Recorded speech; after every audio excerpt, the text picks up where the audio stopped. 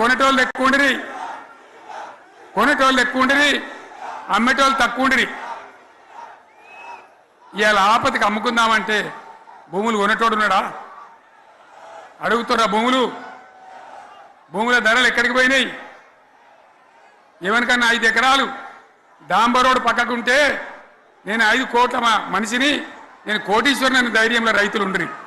ఇవాళ అడిగేటోడు ఉన్నాడా? ఉన్నదా? ఒక్కటే ఏడాదిలో గింత గల్లంత అవుతుందా?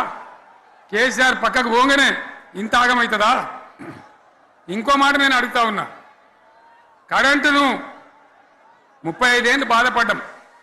నా బావి కాడ కూడా మోటార్లు కాలని బీఆర్ఎస్ వచ్చినాక, నేను ముఖ్యమంత్రి అయినాక ఒక్కటే ఏడాది బావులా దాన్ని చక్కగా చేసి 24 గంటల కరెంట్ ఇయ్యలే, నడవలే.